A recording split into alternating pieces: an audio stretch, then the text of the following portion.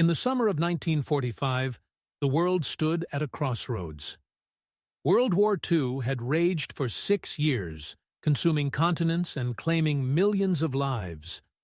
In the Pacific, American forces were closing in on Japan, island by island, battle by battle. Each victory came at a terrible cost. Iwo Jima, Okinawa, names that would forever represent sacrifice and courage. As American forces prepared for the final invasion of Japan, military planners estimated casualties would reach into the millions. Soldiers, sailors, Marines, and Japanese civilians would die in unimaginable numbers. The invasion, codenamed Operation Downfall, was scheduled for November 1945. But there was another plan, one so secret that only a handful of people knew about it. A plan that would end the war without invasion. A plan that required the USS Indianapolis to complete one final mission.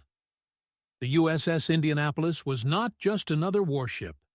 She was a Portland-class heavy cruiser, 610 feet of American naval power, commissioned in November 1932.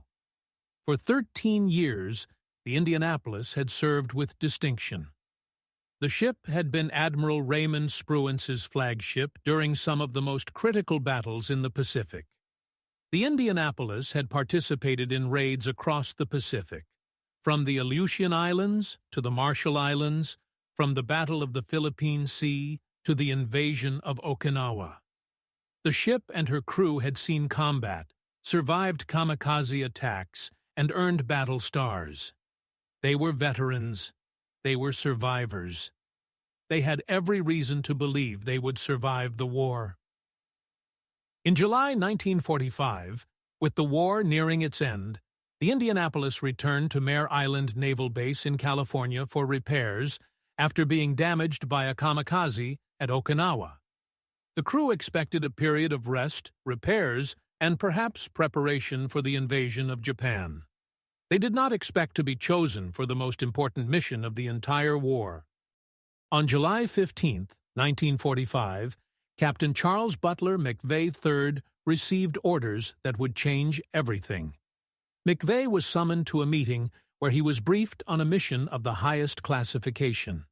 He was told that his ship would carry cargo of extreme importance and that speed was essential. McVeigh was not told what the cargo was, only that it had absolute priority, and that he must reach Tinian Island in the Mariana Islands as quickly as possible, regardless of fuel consumption or any other consideration. McVeigh understood that this was no ordinary assignment. The emphasis on speed, the secrecy, the priority level all indicated something extraordinary. But even McVeigh, the ship's captain, did not know that he was about to transport the components of the atomic bomb that would be dropped on Hiroshima. The cargo arrived at Mare Island under heavy guard. A 15-foot wooden crate was loaded aboard the Indianapolis and secured in the port hangar. In addition, a lead-lined cylinder was welded directly to the deck on the forecastle. 2 Army officers, Major Robert Furman and Captain James Nolan, accompanied the cargo. They were Manhattan Project couriers, responsible for ensuring the safe delivery of the materials. Furman and Nolan occupied the Admiral's cabin, an unusual honor for Army officers aboard a Navy ship. The crew of the Indianapolis, 1,196 men, watched the loading operation with intense curiosity. What could be so important that it required armed guards, lead shielding, and 2 Army officers? Rumors spread throughout the ship. Some thought it was gold for General MacArthur. Others speculated about secret weapons. A few joked that it was toilet paper for the officers at Tinian. No one guessed the truth. Inside that wooden crate and lead cylinder were the uranium components for Little Boy, the atomic bomb. The enriched uranium-235 projectile, the target rings, and other components represented the culmination of the Manhattan Project, years of work by thousands of scientists and engineers, and the most advanced weapon ever created. If these components were lost, The atomic bomb could not be used. There was only enough enriched uranium for one bomb. The Indianapolis carried the power to end the war. The ship departed Mare Island on July 16, 1945, at 14:35 hours. Captain McVeigh ordered maximum speed. The Indianapolis sailed under the Golden Gate Bridge and headed west across the Pacific Ocean. The ship traveled alone, without escort. Standard naval doctrine in July 1945 held that large combatant ships like heavy cruisers did not require destroyer escorts. They were fast enough to outrun submarines and powerful enough to defend themselves. German U-boats had been defeated in the Atlantic by May 1945, and Japanese submarine activity in the Pacific had declined dramatically. American naval intelligence assessed the submarine threat as minimal. This assessment was based on hard data. American submarines, aircraft, and surface ships had sunk most of the Japanese submarine fleet. The remaining Japanese submarines were operating primarily in home waters, defending Japan against the expected invasion. The Philippine Sea and surrounding areas were considered relatively safe for fast-moving warships. This intelligence assessment would prove tragically, catastrophically wrong. The Indianapolis made the crossing from California to Pearl Harbor in 3 days, arriving on July 19th. The ship refueled, took on supplies, and departed Pearl Harbor on July 20th at 2200 hours. The voyage from Pearl Harbor to Tinian was approximately 4,500 miles. Captain McVeigh maintained high speed throughout, pushing the Indianapolis to 29 knots, close to the ship's maximum. The crew worked around the clock, maintaining the engines, monitoring systems, standing watch. They crossed the vast, empty Pacific, day after day of endless ocean. The weather was good. The seas were calm. There was no sign of enemy activity. On July 26th, the Indianapolis arrived at Tinian Island, having completed the fastest trans-Pacific crossing by a large warship during the entire war. The wooden crate and lead cylinder were immediately unloaded and transported to the 509th Composite Group's assembly area. Major Furman and Captain Nolan watched as the materials were secured. The mission was complete. The atomic bomb components had reached their destination. In 10 days, on August 6th, the B-29 Enola Gay would drop Little Boy on Hiroshima, killing approximately 80,000 people instantly and ending the war. But the Indianapolis would not live to see that day. At Tinian, Captain McVeigh received new orders. The ship was to proceed to Guam for briefing, then continue to Leyte Gulf in the Philippines, arriving July 31st. At Leyte, the Indianapolis would join Vice Admiral Oldendorf's task group to prepare for the invasion of Japan. The crew would need training in shore bombardment and night operations before participating in Operation Downfall. The Indianapolis departed Tinian on July 26th and sailed to Guam, approximately 120 miles southwest. At Guam on July 27th, McVeigh attended briefings on the route to Leyte Gulf. The distance was approximately 1,300 miles. Traveling at 15.5 knots, the ship would arrive at Leyte on July 31st. During the briefing, the intelligence officer informed McVeigh that the route was clear. No enemy submarine contacts had been reported. The submarine threat was assessed as minimal. Ships were free to travel without escort. McVeigh asked about destroyer escort anyway. It was standard procedure for capital ships transiting potentially hostile waters. He was told that no destroyers were available and that escort was not necessary given the low threat level and the Indianapolis's speed. McVeigh accepted this assessment. He had no reason to doubt it. Intelligence had been generally reliable throughout the war. If they said the route was safe, it probably was. What McVeigh did not know was that American naval intelligence had information indicating that Japanese submarine I-58 was operating in the Philippine Sea. along the very route the Indianapolis would travel. This intelligence came from decrypted Japanese communications. American codebreakers had broken Japanese naval codes and could read enemy submarine deployment orders. But this intelligence was not shared with McVeigh. The reasons remain disputed to this day. Some historians argue that intelligence officers did not want to reveal that American codebreakers could read Japanese messages, fearing that if frontline commanders knew about the intelligence source, operational security might be compromised, and the Japanese might realize their codes were broken. Others argue that submarine sightings were so common that intelligence about individual submarines was not considered actionable unless there was a specific imminent threat. Submarines were spotted frequently, but rarely achieved successful attacks on major warships. Intelligence officers may have judged that the information about I-58 was not significant enough to warrant changing operational plans or providing special escort. Regardless of the reasoning, the decision not to inform McVeigh about I-58 would have fatal consequences. Captain McVeigh sailed from Guam on July 28th at 900 hours, believing the route to Leyte Gulf was safe. The USS Indianapolis steamed west across the Philippine Sea. The weather was excellent. Visibility was good. The sea was calm. The ship maintained a speed of 15.5 knots on a course of 262 degrees.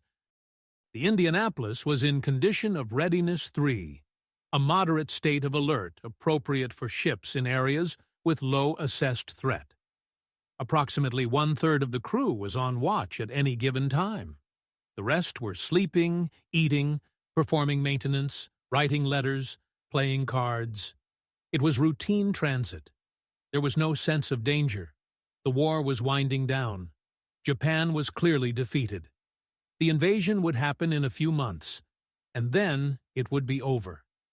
The crew of the Indianapolis had survived the entire war. They had fought in major battles. They had been hit by a kamikaze and survived. They were veterans. They were going to make it home. As the sun set on July 29th, the crew secured for the evening. Watches changed. Men went below to sleep. The ship continued west through the darkness. Captain McVeigh toured the ship, spoke with the officer of the deck, and retired to his sea cabin behind the bridge at approximately 2100 hours. He left orders to call him immediately if weather changed or if any contacts were detected. Everything was normal. Everything was routine. Everything was about to end. Japanese submarine I-58 had been on patrol in the Philippine Sea since May 1945. Lieutenant Commander Mochitsura Hashimoto commanded I-58. Hashimoto was 36 years old, a Naval Academy graduate, and an experienced submarine commander. But this patrol had been frustrating. In over 2 months at sea, Hashimoto had achieved little. He had sighted a few targets, but had not successfully sunk any ships. American anti-submarine warfare had become so effective by mid-1945 that Japanese submarines rarely accomplished anything. Most returned from patrol without firing a shot. Hashimoto desperately wanted to sink something, anything, before returning to Japan, where the war was clearly being lost. He knew that Japan could not win, but he could still do his duty. He could still fight. On the night of July 29th, I-58 was on the surface in calm seas, charging batteries and proceeding slowly east. The submarine had been submerged during the day to avoid American aircraft. Now, in darkness, Hashimoto could surface and recharge. At approximately 2300 hours, a lookout spotted something on the horizon. Hashimoto was called to the bridge. Through binoculars, he could see a large dark shape, approximately 10,000 meters away, traveling from east to west. The target appeared to be a major warship, possibly a battleship based on its size. Hashimoto could hardly believe his luck. A battleship was an enormous prize. Sinking a battleship would make him a hero.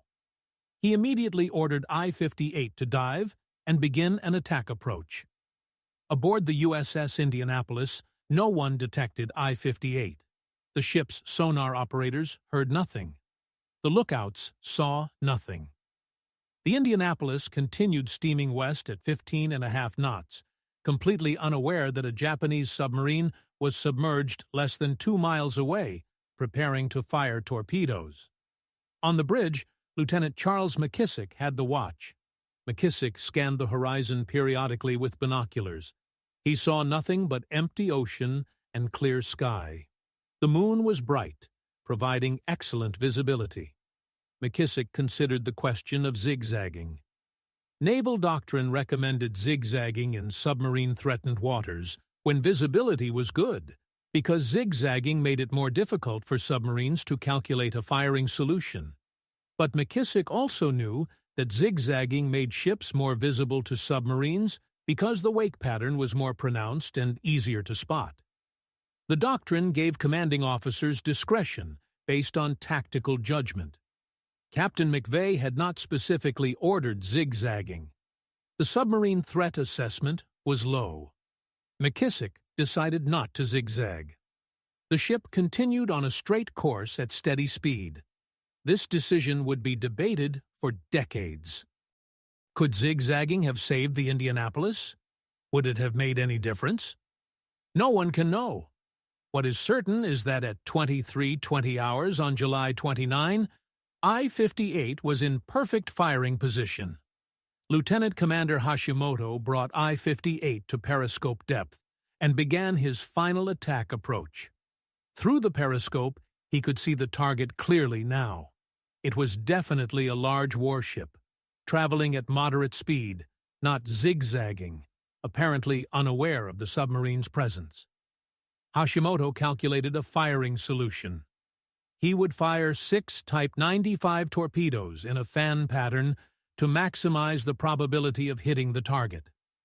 Type 95 torpedoes were oxygen-fueled, which meant they left no visible wake. Unlike older torpedoes that used compressed air and left a trail of bubbles, Type 95 torpedoes were virtually invisible. The target would have no warning. Hashimoto ordered the torpedo room to prepare for firing. The crew loaded 6 torpedoes into the tubes. Hashimoto checked his calculations one final time. Range, approximately 1,500 meters. Target speed, approximately 12 knots. Target course, 262 degrees. Firing solution, fan spread to account for minor errors in target speed or course. At 23:30 hours, Hashimoto gave the order. I-58 fired 6 torpedoes at the USS Indianapolis. The torpedoes ran silently through the dark water at 48 knots. The Indianapolis was approximately 60 seconds away. On the bridge, Lieutenant McKissick continued his watch, unaware. Below decks, most of the crew was asleep. Some men were reading. Some were writing letters. Some were standing watch in engineering spaces, monitoring gauges, adjusting valves. Some were in the galley, preparing midnight rations for the watchstanders. Everything was quiet. Everything was normal.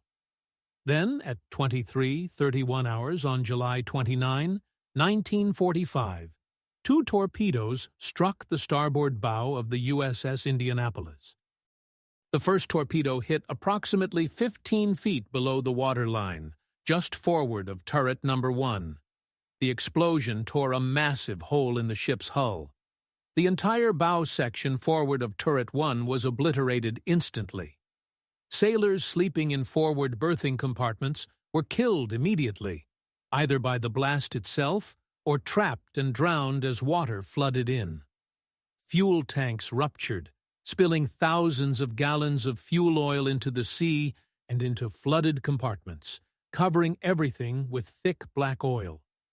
The second torpedo struck 30 feet behind the first, hitting directly beneath turret number 2. This explosion was far worse than the first. The torpedo detonated next to the forward magazines, which contained hundreds of 8-inch shells and powder charges. The secondary explosion from the magazines was enormous, far larger than the torpedo blast. A massive fireball erupted from the ship's bow, shooting flames and debris hundreds of feet into the night sky. The force of the explosion was so great that turret number 2, which weighed approximately 170 tons, was lifted completely off its mount and thrown into the ocean. The blast destroyed the bridge structure, killing everyone in the immediate vicinity. The ship's communication equipment was obliterated. The electrical system failed instantly. All power throughout the ship went dead. The Indianapolis went dark. Emergency lighting did not activate because the systems were too severely damaged. In total darkness, with the ship shuddering from explosions, with fire and smoke everywhere, with water flooding in through enormous holes in the hull, the crew of the USS Indianapolis faced catastrophe. Captain Charles Butler, McVeigh III, was in his sea cabin when the torpedoes hit. The explosions threw him from his bunk. He rushed through the darkened passageway and emerged onto what remained of the bridge. What he saw was beyond comprehension. The front third of his ship was gone. The bow was destroyed. Flames rose from the shattered forward section. The bridge was wrecked. Equipment was smashed. Bodies lay on the deck. The ship was listing heavily to starboard and settling rapidly by the bow. McVeigh was an experienced naval officer. He had commanded the Indianapolis for 9 months. He had been in combat. But nothing had prepared him for this. In an instant, he assessed the situation and understood the terrible truth. The Indianapolis was doomed. The damage was catastrophic. Water was flooding through holes that measured dozens of feet across.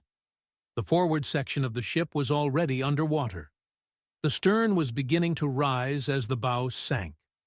The list to starboard was increasing every second. There was no way to save the ship. His only priority now was saving as many men as possible. McVeigh immediately gave the order to abandon ship, but without power, without communications, without any way to sound the general alarm, McVeigh had no effective way to broadcast the order throughout the vessel. He sent runners through the ship, shouting, "Abandon ship!" But in the chaos and darkness and confusion, the message did not reach everyone. Some departments never received the order. Some men remained at their posts, waiting for commands that would never come. Others, realizing the ship was sinking, began evacuating on their own initiative. In the forward sections of the Indianapolis, men who survived the initial explosions found themselves in a nightmare. The compartments were pitch black. Water was flooding in with tremendous force.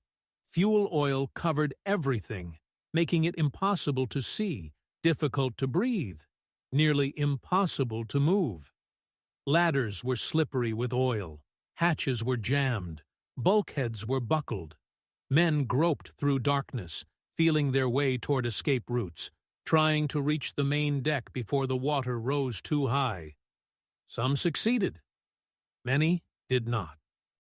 Sailors drowned in their bunks, trapped in flooding compartments, unable to find exits in the darkness. Others made it to ladders, only to find them blocked by wreckage or by the press of other men trying to escape. Some climbed through holes blown in the deck by the explosions, emerging into firelight and chaos above. In the medical spaces below decks, doctors and corpsmen had been treating patients when the torpedoes struck. The sick bay was destroyed. Medical personnel and patients were killed instantly or trapped by flooding. Some corpsmen managed to evacuate wounded men, carrying them up ladders, dragging them through passageways. Others stayed with patients who could not be moved, making the conscious choice to remain with dying men rather than save themselves. Throughout the ship, in dozens of compartments, hundreds of individual acts of courage and self-sacrifice occurred in those terrible minutes. Men helped shipmates. Men gave their lives trying to save others. Men faced death with dignity and courage. The damage to the USS Indianapolis was so severe that the ship's fate was sealed within minutes of the torpedo strikes. The forward third of the hull was destroyed. Both forward gun turrets were gone. The bridge was wrecked. All electrical power was lost. All communications were dead. The steering was inoperative. The engines had stopped. Water was flooding into the ship through openings that measured tens of feet wide. Within 10 minutes of being hit, the Indianapolis had taken on thousands of tons of water. The bow section was completely submerged. The stern was rising out of the water as the ship pivoted on its sinking forward section. The list to starboard increased past 30 degrees, then 40 degrees, then 50 degrees. Men on the tilted decks could not maintain their footing. They slid across the steel surface, unable to stop themselves, tumbling into the ocean or crashing into structures. Equipment broke loose from its mountings and rolled across the ship, crushing men in its path. Gun mounts tore free. Depth charges broke loose. The Indianapolis was in its death throes, and anyone still aboard was in mortal danger. 12 minutes after the torpedoes struck, at approximately 23:43 hours, Captain McVeigh officially gave the order to abandon ship. By this time, hundreds of men had already gone into the water, either jumping voluntarily or being thrown by the increasing list.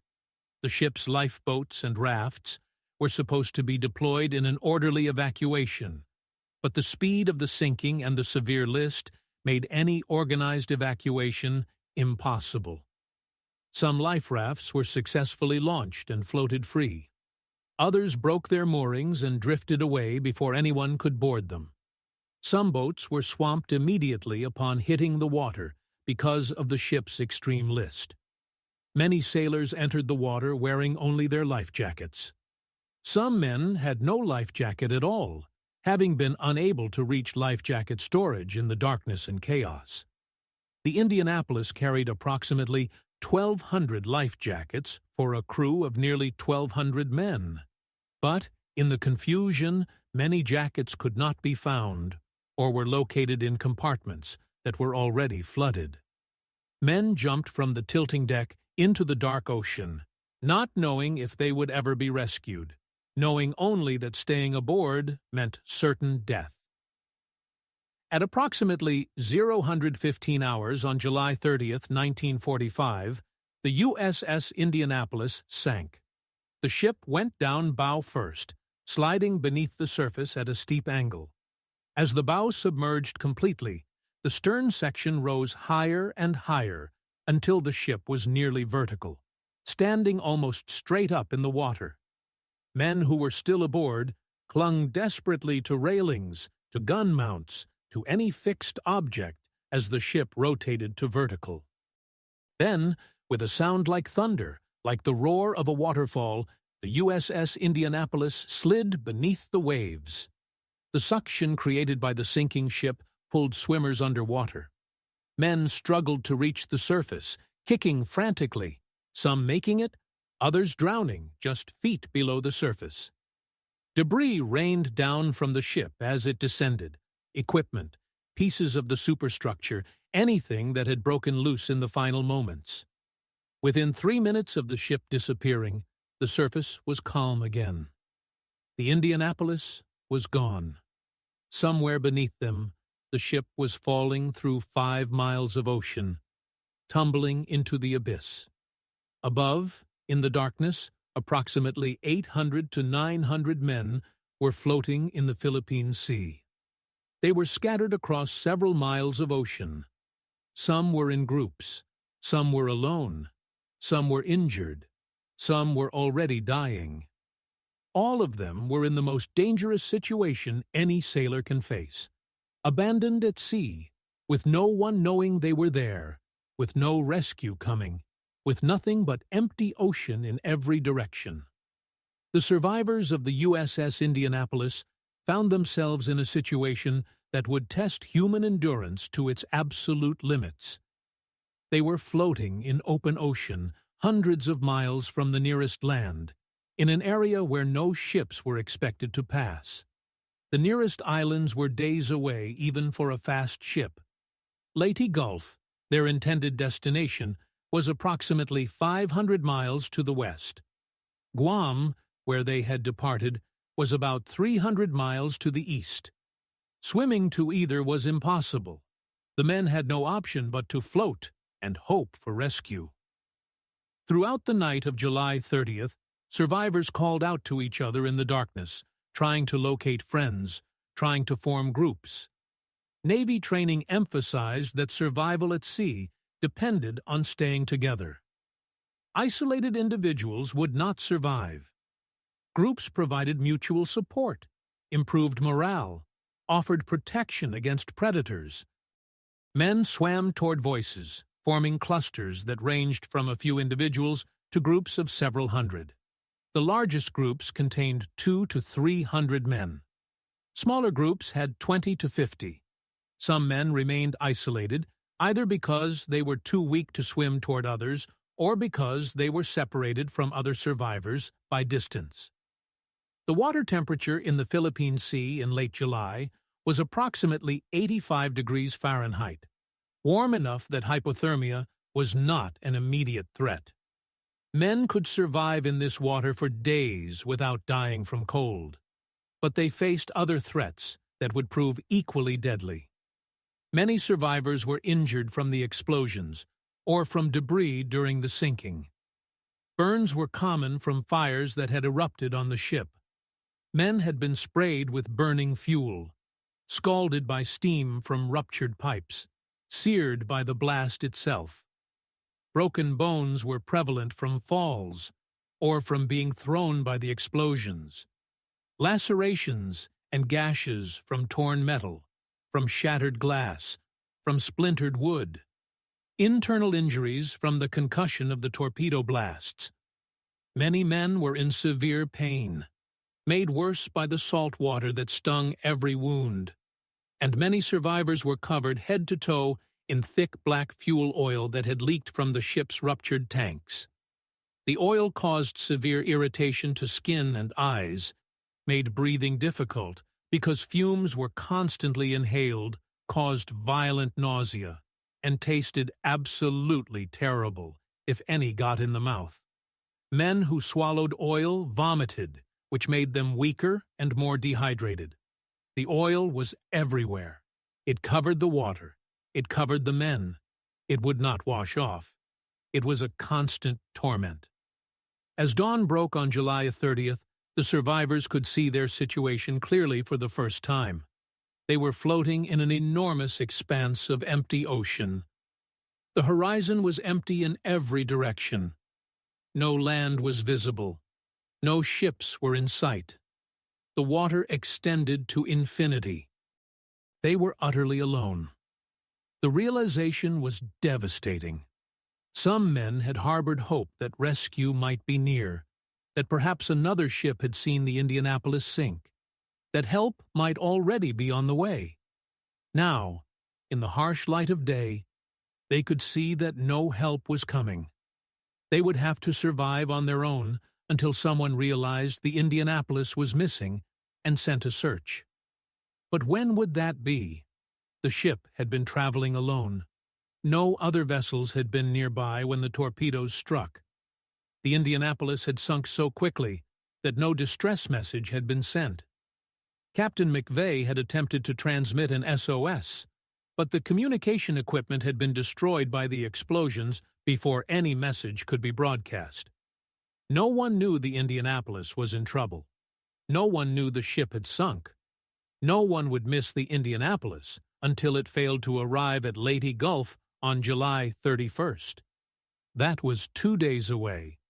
The survivors would have to endure at least 48 hours before anyone even noticed they were missing. And then, how long before a search was organized? How long before search planes found them? The men faced a minimum of 3 days floating in open ocean, possibly longer. could they survive that long? The survivors had almost no supplies. The few life rafts that had been successfully launched carried small amounts of emergency rations and water, but these supplies were woefully inadequate for hundreds of men. Most survivors had nothing, no food, no water. They would have to endure days of hunger and, worse, days of thirst with nothing to drink. The human body can survive weeks without food, but only days without water. In the tropical heat, under the blazing sun, the men would dehydrate rapidly. Their bodies would lose water through perspiration, through respiration, through every biological process. Without fresh water to replace what was lost, they would begin to suffer the effects of severe dehydration within 24 to 48 hours. And surrounding them, everywhere, was water they could not drink. Seawater contains approximately 35 grams of salt per liter. Drinking seawater does not relieve thirst. It makes it worse. The human kidneys cannot process that much salt. To flush out the salt, the kidneys must use the body's water reserves, which accelerates dehydration. Men who drink seawater die faster than men who drink nothing at all. Every survivor knew this. Navy training drilled it into them. Never drink seawater. But as the hours passed, as thirst became unbearable, as men's lips cracked and swelled, as tongues became so thick they could barely speak, the temptation to drink from the ocean would become overwhelming. The sharks arrived on the first day. The Philippine Sea is home to numerous species of oceanic sharks, including oceanic white-tip sharks, tiger sharks, and blue sharks. These predators are attracted to disturbances in the water, to the smell of blood from wounded prey, to the electrical fields generated by struggling animals. Hundreds of men floating in the ocean, many injured and bleeding, represented an irresistible attractant to every shark within a radius of miles. As the sun rose on July 30th, survivors began to see triangular dorsal fins cutting through the water around them. The sharks circled at a distance at first, cautious, investigating. But as the day wore on, the sharks grew bolder. The first attacks came against isolated individuals or men in small groups. A shark would approach from below, rising silently through the water, then accelerate suddenly, strike, and drag the victim beneath the surface. Sometimes the man would scream. Sometimes there would just be a splash and thrashing, and then nothing. The man was gone. Blood spread across the water, attracting more sharks. Survivors in larger groups tried to protect each other. They formed tight circles, facing outward, kicking at sharks that approached, trying to drive them away. They pulled attacked men into the center of the group, away from the edges where sharks circled. But the sharks were relentless. The attacks continued throughout the day and intensified at night. The psychological terror was as severe as the physical danger. The men floated in water, knowing that at any moment, without warning, a shark could attack from below, where they could not see, could not defend, could do nothing but become victims. Some men went mad from fear. Others became catatonic, staring blankly at the water, waiting for death. As July 30th progressed, the heat became unbearable. The tropical sun beat down on men with no protection, no shade, no relief. Sunburn became extreme within hours. Skin blistered and peeled. Men's faces swelled from sun exposure. Eyes became so irritated from glare off the water that many men could barely see. The fuel oil covering the survivors made everything worse, acting as a heat trap and causing chemical burns on top of sunburn. Dehydration accelerated under the punishing sun. Men's mouths became so dry they could not speak. Lips cracked and bled. Tongues swelled until they filled the mouth. Some men tried to relieve their thirst by drinking seawater, even though they knew it would kill them. The desire for water became so intense that rational thought disappeared. Men would cup seawater in their hands and drink it, knowing they were poisoning themselves, unable to resist the overwhelming thirst. Seawater intensified dehydration, and men who drank it died within hours, their kidneys failing, their bodies unable to function. And beyond thirst and sun and sharks, exhaustion was taking its toll. Men who had been treading water for over 12 hours were nearing collapse. Even wearing life jackets, maintaining an upright position in the water required constant effort. Men had to keep their heads above water, had to keep their airways clear, had to keep moving slightly to maintain stability. After 12 hours, then 24 hours, then longer, the physical effort became almost impossible. Some men drowned from sheer exhaustion, too tired to keep their heads above water, slipping beneath the surface while still wearing life jackets that should have kept them afloat. The psychological effects of the ordeal were as devastating as the physical. By the afternoon of the first day, hallucinations began. Severe dehydration, heat exposure, exhaustion, and psychological trauma combined to produce vivid hallucinations that seemed completely real to the men experiencing them. Men saw islands on the horizon. They saw ships approaching. They saw the USS Indianapolis floating intact just a few hundred yards away, undamaged, with the crew waving from the deck. They saw hotels and bars and fresh water and food. These hallucinations were so convincing that men would swim toward them, convinced they were real, swimming away from their groups, swimming toward nothing, never to be seen again. Other men hallucinated that there was fresh water at the bottom of the ocean. They would remove their life jackets and dive down, convinced they would find drinking water below the surface. They drowned. Some men became violent, fighting with others over imaginary supplies or accusing shipmates of hiding water. Others became catatonic, unresponsive, floating motionless, staring at nothing. The combination of dehydration, sun exposure, sleep deprivation, and terror caused widespread mental breakdown among the survivors. Officers and petty officers tried to maintain discipline, tried to keep men together, tried to prevent hallucinating sailors from swimming away or removing their life jackets. But as the hours dragged on, maintaining control became increasingly difficult. Captain Charles Butler McVeigh III was floating with one of the larger groups, approximately 300 men. McVeigh had not been injured when the ship sank, and he had managed to reach a life raft. As the senior officer present in his group, McVeigh took command and began organizing efforts to improve survival chances. He established procedures. He rationed the minimal food and water from the raft. He assigned men to watch for ships and aircraft. He organized the group to defend against sharks.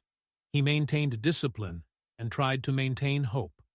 McVeigh told his men that the Indianapolis was expected at Leyte Gulf on July 31st, and when the ship failed to arrive, the Navy would launch a search.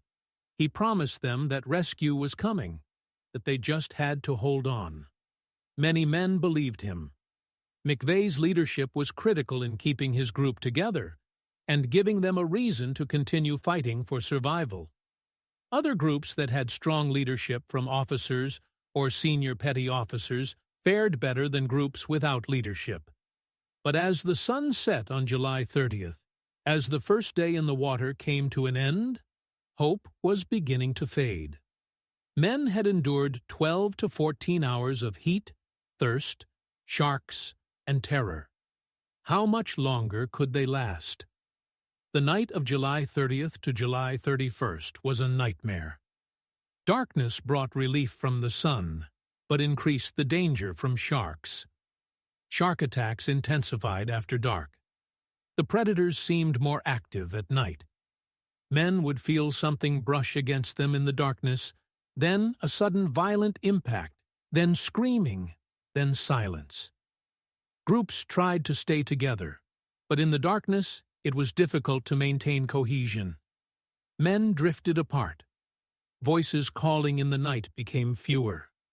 Death was claiming more victims with each passing hour. The living tried to push the dead away, knowing that bodies attracted sharks. But in the darkness it was hard to tell who was dead and who was unconscious or sleeping. Men held on to each other, trying to stay awake, knowing that falling asleep meant drifting away from the group. Some groups sang songs or prayed aloud to stay awake and keep morale up. The night seemed to last forever. When dawn finally came on July 31st, the groups had visibly shrunk. Dead men floated among the living. The ocean was becoming a graveyard. July 31st was the day the Indianapolis was supposed to arrive at Leyte Gulf. The survivors believed that on this day, when the ship did not arrive on schedule, the Navy would realize something was wrong and launch a search. They believed rescue was imminent.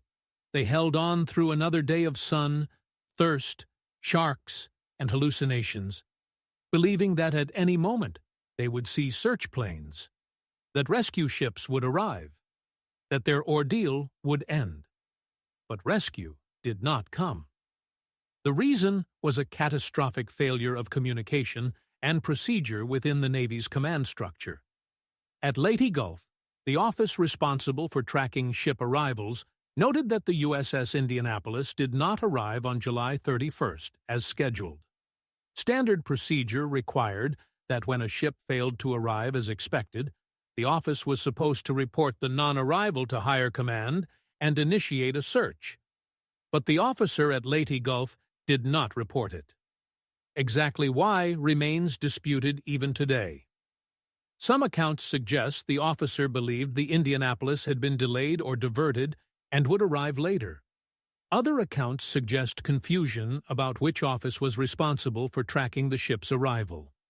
Some historians believe that the officer simply failed to follow procedure, a bureaucratic error with fatal consequences. Regardless of the reason, no alarm was raised at Leyte Gulf.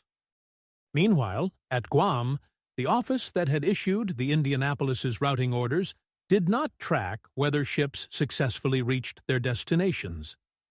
Guam's responsibility ended when a ship departed. Tracking arrivals was Leyte's job. Neither office communicated with the other about the Indianapolis. As a result, no one in the entire Navy chain of command realized that the ship was missing. The Indianapolis had vanished, and no one noticed. The survivors faced their third day in the water, August 1st, unaware that no search was underway. By this point, approximately half of the original 800 to 900 men who had escaped the Indianapolis alive were dead. Dehydration was killing men rapidly. The human body cannot function without water. After 2 to 3 days of severe dehydration, organs begin to fail. The kidneys shut down. The heart struggles to pump blood that has become thick and viscous from water loss. The brain, deprived of fluid, malfunctions, causing hallucinations, seizures, unconsciousness. Men who had drunk seawater were dying first, their bodies unable to process the salt. But even men who had resisted the temptation to drink seawater were dying from thirst. They had gone over 48 hours without fresh water. Their bodies were shutting down. Others died from injuries sustained during the sinking or during the days in the water. Infections set in. Burns became infected. Lacerations became septic. Without medical care, without antibiotics, without even basic first aid, wounded men deteriorated rapidly, and the sharks continued to kill. Every day, more men disappeared. Every night, more screams in the darkness. The psychological toll was immense.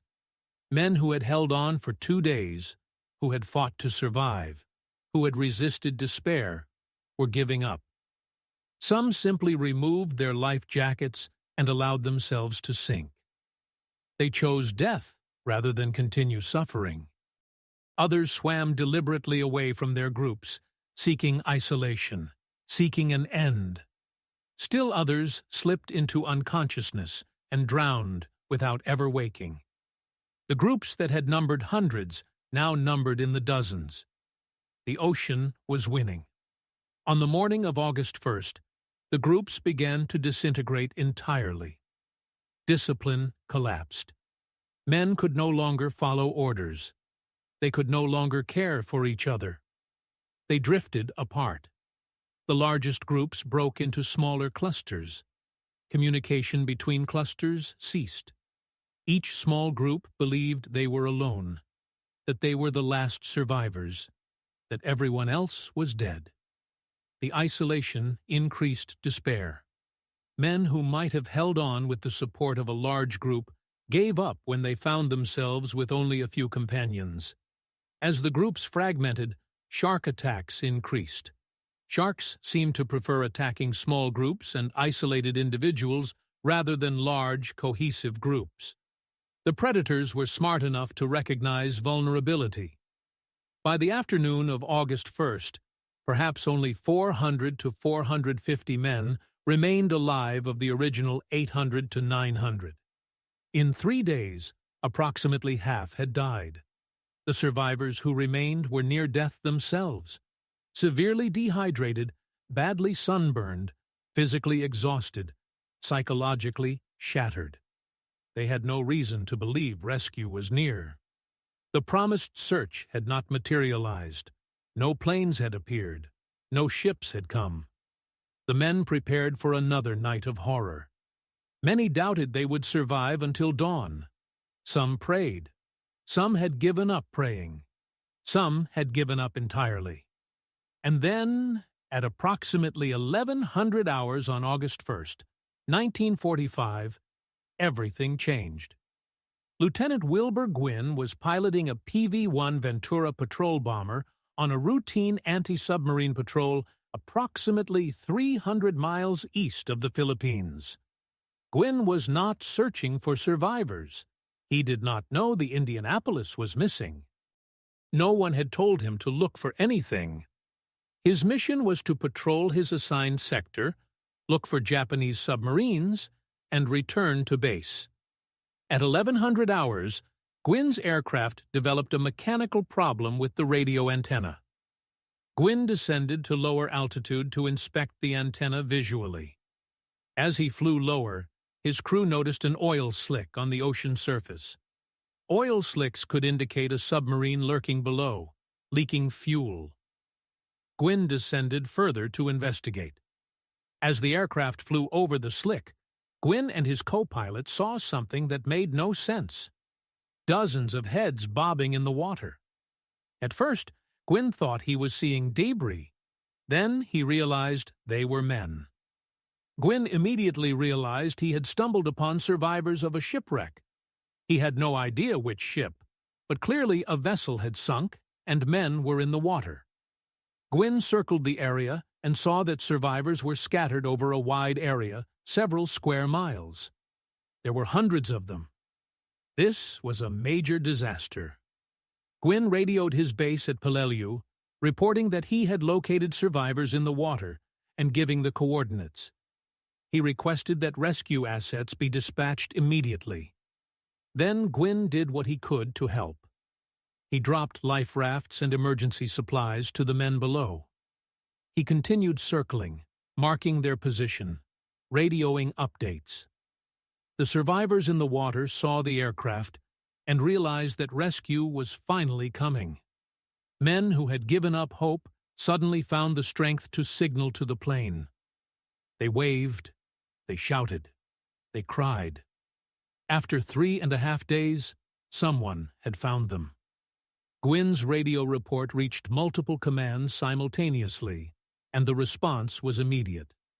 At Peleliu, Admiral Murray ordered every available aircraft and ship to proceed to the survivor location at maximum speed. At Guam, naval authorities heard the report and suddenly realized that the survivors Gwynn had spotted were likely from the USS Indianapolis, which had not arrived at Leyte Gulf and which no one had bothered to report missing. At Leyte Gulf itself, officers scrambled to determine why no search had been launched. Ships prepared to sail for the rescue site. Within an hour of Gwyn's sighting, a massive rescue operation was underway. A PBY Catalina flying boat, piloted by Lieutenant Adrian Marks, was dispatched from Peleliu. Marks reached the survivor area at approximately 15:30 hours. From the air, Marks could see the full scale of the disaster. Men were scattered across miles of ocean. Some were in rafts. Most were just floating in life jackets or clinging to debris. Marks could also see sharks. Lots of sharks. The fins were everywhere. As Marks circled, he witnessed a shark attack. He saw a man grabbed and pulled under. Marks made a decision that violated Navy regulations but saved lives. He landed his PBY Catalina on the open ocean. Flying boats were not supposed to land in open sea because wave action could damage the aircraft's hull and make takeoff impossible. But Marks could see that men were dying, that sharks were attacking, that he could not wait for surface ships to arrive, which would take hours. He landed the Catalina in heavy swells and began taxiing toward survivors. Marks and his crew pulled exhausted men from the water. The PBY was designed to carry about 15 passengers, but Marks kept pulling men aboard. He packed the cabin full. He had men sitting on the wings. He had men clinging to every part of the aircraft. Eventually, Marks had over 50 survivors on and in his aircraft. The PBY's hull had been damaged by landing in rough seas, and the aircraft was dangerously overloaded. Marks knew the plane would never fly again. He had traded his aircraft for 50 lives, and he considered it a fair trade. As darkness fell on August 1st, the first rescue ship arrived, the destroyer escort, USS Cecil J. Doyle.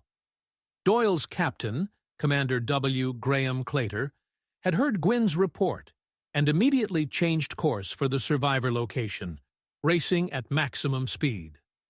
Doyle arrived at approximately 2300 hours. It was dark, and finding survivors in the darkness would be extremely difficult. Commander Claytor made a controversial decision. He ordered the ship's searchlight turned on. Using a searchlight at night risked revealing the ship's position to enemy submarines that might still be in the area. But Claytor decided that saving dying men was more important than operational security. The searchlight blazed across the dark ocean, illuminating survivors. Doyle began recovering men immediately. Sailors threw cargo nets over the side. Survivors climbed the nets or were pulled up in baskets. The crew worked through the night, pulling man after man from the water, providing medical care, giving fresh water and food, wrapping survivors in blankets. Doyle recovered 93 men. Other ships arrived during the night and morning of August 2nd. The destroyers USS Talbot, USS Dufilho, USS Madison, USS Ralph Talbot. The destroyer escorts USS Ringness, USS Register, and several other vessels converged on the area. Each ship recovered dozens of survivors. Some men had been in the water for over 4 days, approximately 100 hours. They were barely alive. Emaciated, delirious, covered head to toe in black fuel oil, their skin burned and peeling, eyes swollen shut, unable to speak or walk. The rescue ships provided immediate medical care and transported survivors to hospitals at Peleliu, Samar, and Guam. The final count was devastating. Of the 1,196 men aboard the USS Indianapolis when the ship was torpedoed, only 316 survived. 880 men died. Approximately 300 to 400 died in the initial torpedo attack and sinking. Approximately 480 to 580 died during the days in the water from dehydration, drowning, shark attacks, injuries, and exhaustion. The exact numbers will never be known because the ship's roster was lost when the Indianapolis sank, and because determining precisely how and when individual men died is impossible. What is certain is that the USS Indianapolis disaster was the worst loss of life from a single ship in the history of the United States Navy. More American sailors died in the sinking of the Indianapolis than in the attack on Pearl Harbor. More than in any other naval disaster of World War II. The scale of the tragedy shocked the Navy and the nation when the story finally became public after the war ended. The Navy immediately launched investigations. The investigations revealed that Japanese submarine I-58, commanded by Mochitsura Hashimoto, had torpedoed the Indianapolis. Hashimoto and I-58 returned safely to Japan in August 1945. Hashimoto learned that atomic bombs had been dropped on Hiroshima and Nagasaki, and that Japan had surrendered. He surrendered with the rest of the Japanese military in September 1945. The investigations also revealed the series of failures that had prevented timely rescue. The Indianapolis had sunk without sending a distress message. The routing office at Guam had not tracked whether the ship reached its destination. The arrival office at Leyte Gulf had not reported that the Indianapolis failed to arrive on schedule. No search had been launched for over 3 days. The survivors had suffered unnecessarily because of systematic failures in Navy procedures. Someone had to be held accountable. The Navy decided that someone would be Captain Charles Butler McVeigh III. McVeigh was court-martialed in December 1945 on 2 charges: failing to zigzag to evade enemy submarines and failing to order abandoned ship in a timely manner. The court-martial was controversial from the start. Many Indianapolis survivors believed McVeigh was being scapegoated to protect higher-ranking officers who had failed to provide adequate intelligence, who had failed to escort the ship, and who had failed to notice when the ship went missing. The court-martial revealed several troubling facts. McVeigh had not been informed that intelligence indicated a Japanese submarine was operating along his route. McVeigh had requested a destroyer escort and been refused. The decision not to report the Indianapolis missing when it failed to arrive at Leyte Gulf had been made by officers far above McVeigh's rank. Navy policy on zigzagging was ambiguous, giving commanders discretion based on tactical conditions.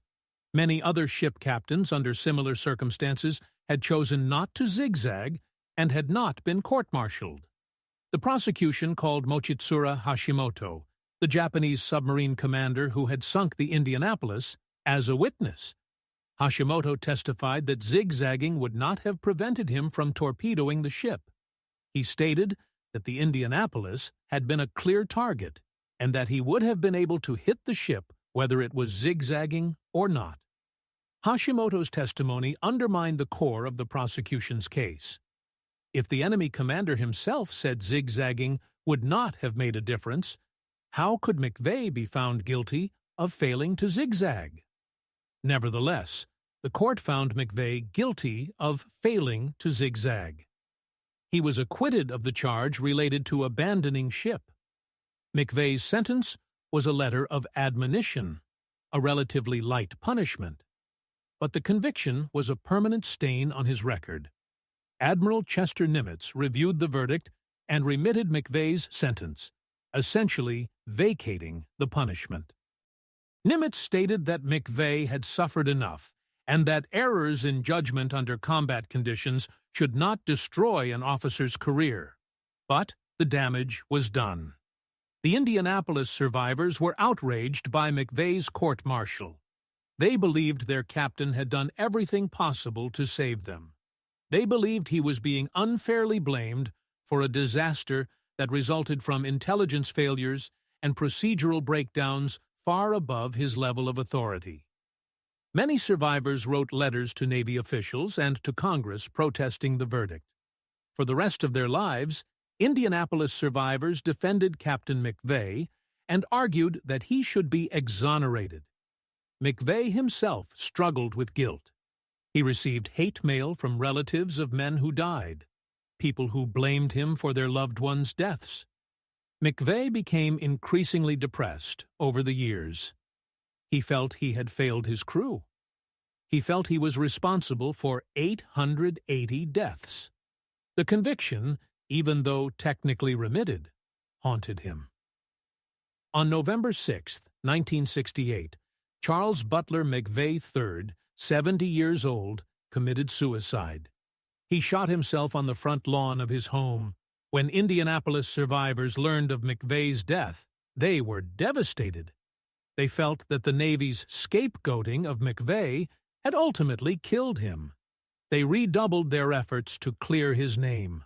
For over 30 years, survivors lobbied Congress, wrote letters, gave interviews, trying to get McVeigh exonerated posthumously. Finally, in October 2000, the United States Congress passed a resolution stating that McVeigh's court-martial had been unjust and that his record should be cleared. The Navy officially exonerated Captain Charles Butler McVeigh III. 55 years after the Indianapolis sank, justice was finally done, but it came too late for McVeigh himself. The legacy of the USS Indianapolis lives on. The disaster led to major reforms in Navy procedures. Ships were required to report positions at regular intervals. Arrival and departure times were tracked centrally with automatic alerts if ships failed to arrive on schedule. Communication procedures were standardized. Survivor rescue procedures were improved. The lessons learned from the Indianapolis tragedy saved lives in subsequent maritime disasters. The 316 survivors of the Indianapolis returned to their lives after the war. Some remained in the Navy. Others returned to civilian careers. They formed a survivors association and held annual reunions where they could reconnect, remember their fallen shipmates, and support each other. As the years passed and survivors aged, the reunions grew smaller. By 2020, only a handful of survivors remained alive. The last known survivor, Harold Bray, died in September 2023 at the age of 99.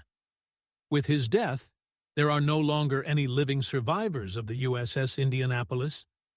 Their story is now history, preserved in books, films, documentaries, and in the collective memory of a nation that honors their sacrifice.